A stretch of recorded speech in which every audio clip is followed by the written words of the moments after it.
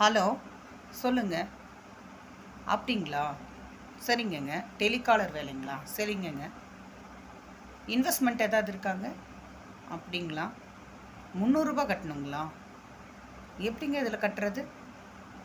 ஓ, உங்கள் GPay number அனுப்புறீங்களா? சரிங்கங்க. சரிங்க.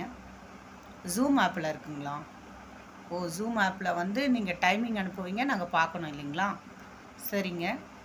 அதுக்கு நம்ம ரூ. 300 முதல்ல கட்டணுமா? சரிங்கங்க. சரிங்க, நான் கன்சல்ட் பண்ணிவிட்டு சொல்கிறேன்.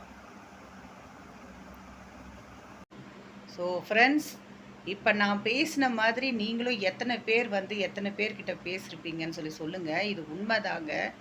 என்னன்னு பார்த்தீங்க அப்படின்னா, நம்ம வந்து ஒர்க் ஃப்ரம் ஹோம் தேடும்போது நிறைய பேப்பர்ஸ், நிறைய ஆன்லைன்ஸ் இதிலலாம் வந்து ஆடு தராங்கங்க.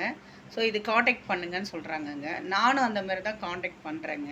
பட் காண்டாக்ட் பண்ணும்போது பார்த்தீங்க அப்படின்னா, இந்த ஜூம் மீட்டுன்னு சொல்லி ஒன்று வைக்கிறாங்க இல்லைங்களா? ஸோ இதில் வந்து அவங்களுக்கு வந்து அந்த மீட் ஆப்பில் வந்து எத்தனை பேர் வராங்களோ அதை நமக்கு சொல்கிறாங்க இல்லையா, அதோட பாயிண்ட்ஸ் வந்து அவங்களுக்கு வருங்க. ஸோ இந்த மீட்டிங்கை வந்து நம்மளை வந்து கலந்துக்க வைக்கிறதுக்குன்னே ஒரு குரூப் வந்து இருக்காங்கங்க. சரிங்களா? அந்த மீட்னால நமக்கு ஒரு பிரயோஜனமும் இல்லைங்க.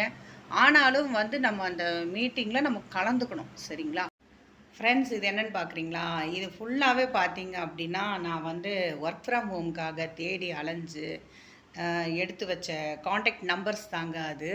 ஸோ எல்லாத்துக்குமே பார்த்தீங்கன்னா, உங்களை இன்வெஸ்ட்மெண்ட் பண்ணாமல் உங்களை எந்த ஜாபுக்குமே வந்து பண்ண சொல்ல மாட்டாங்கங்க. பட் அப்படி இன்வெஸ்ட்மெண்ட் பண்ணுறதுலேயும் வந்து ஒரு பிரயோஜனம் இருந்தால் பரவாயில்லைங்க, அதில் ட்ரஸ்டடும் கிடையாதுங்க. சரிங்களா? ஸோ ரீசெண்டாக பார்த்தீங்க அப்படின்னா, இப்படி தான் வந்து டேட்டா என்ட்ரி ஒர்க் உங்களுக்கு நாங்கள் தரோம் அப்படின்னு சொல்லியிருந்தாங்க. ஸோ நானும் வந்து என்ன பண்ணேன் அப்படின்னா, நான் வந்து கோயம்புத்தூரில் இருக்குங்க. இங்கே நமக்கு டைட்டில் பார்க் இருக்குது, தண்ணீர் பந்தல் பக்கத்தில். ஸோ அந்த இடத்துல ஆஃபீஸ் இருக்குங்க, நீங்கள் வந்து பாருங்கன்னாங்கங்க.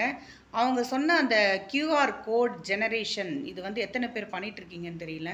அந்த கியூஆர் கோட் ஜெனரேஷன் வந்து நீங்கள் செய்யணும், ஜென்ரேட் பண்ணணும். அதில் இவ்வளோதாங்க வேலை. காலேஜ் ஸ்டூடெண்ட்ஸு, ஸ்கூல் ஸ்டூடெண்ட்ஸு அவங்களுடைய பேர், அவங்களுடைய கான்டாக்ட்ஸ் இன்ஃபர்மேஷன் தான் நம்ம பண்ணுறோங்க, அந்த டேட்டா தான். ஆனால் பார்த்தீங்க அப்படின்னா, வந்து ரூ. 2500 ஃபஸ்ட்டு பே பண்ண சொன்னாங்கங்க. இதுக்கப்புறம் நீங்கள் 1 மாதம் பண்ணுங்கள், கம்பெனி வந்து உங்களை வந்து கம்பெனியால் மாற்றிடும், நீங்கள் வீட்டிலேருந்தே ஒர்க் ஃப்ரம் ஹோம் பண்ணலாங்க அப்படின்னாங்கங்க. வீக்லி வந்து நீங்கள் எப்போல்லாம் உங்களுக்கு அதில் பேமெண்ட் தேவையோ நீங்கள் அதில் வந்து பே பண்ணி எடுத்துக்கலான்னு சொல்லியிருந்தாங்கங்க.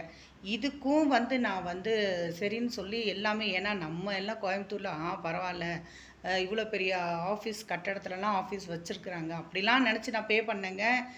கடைசியில் பார்த்தீங்க அப்படின்னா, ஒரு வாரம் மட்டும் ஒரு டெஸ்டிங்க்காக ஒரு ரூ. 150 எடுக்கலாம் அப்படின்னு சொல்லி எடுத்தேங்க, வந்துச்சுங்க.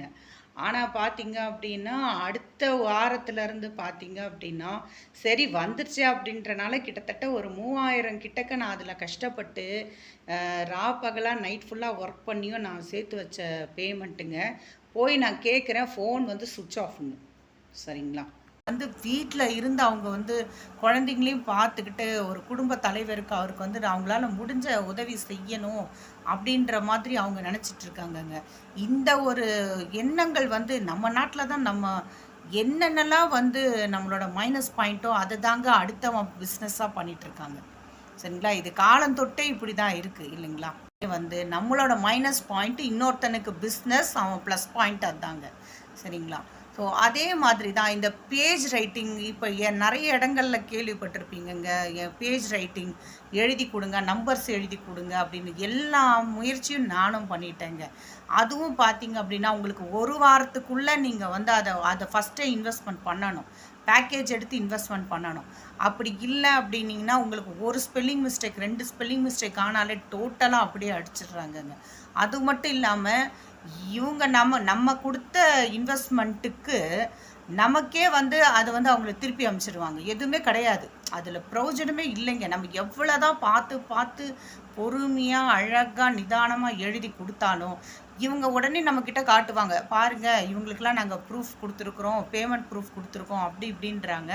ஆனால் எதுவுமே பார்த்தீங்க அப்படின்னா எல்லாமே கண் துடைப்பு தாங்க நமக்கு.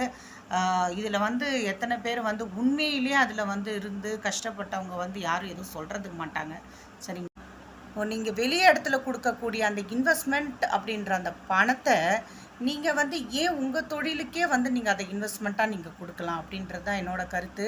ஸோ நீங்கள் முயற்சி பண்ணி பாருங்கள். நிச்சயமாக வந்து அடுத்தவங்ககிட்ட நம்ம பணத்தை கொடுத்து நம்ம ஏமாறுறது அப்படின்றத விட நம்ம வந்து நம்ம செய்கிற அந்த சொந்த முயற்சிகளுக்கு அதை வந்து நம்ம இன்வெஸ்ட்மெண்ட் பண்ணி அதில் நிச்சயமாக உங்களுடைய முயற்சி அப்படின்றத நீங்கள் விதை போட்டிங்க அப்படின்னா நிச்சயமாக உங்களுக்கு பலன் தரும் அப்படின்னு நான் நினைக்கிறேங்க. ஸோ இந்த வீடியோ உங்கள் எல்லாருக்குமே பிடிச்சிருந்தா லைக் பண்ணுங்கள், ஷேர் பண்ணுங்கள். ஸோ அடுத்த பதிவில் சந்திக்கலாம். வணக்கம், நன்றி.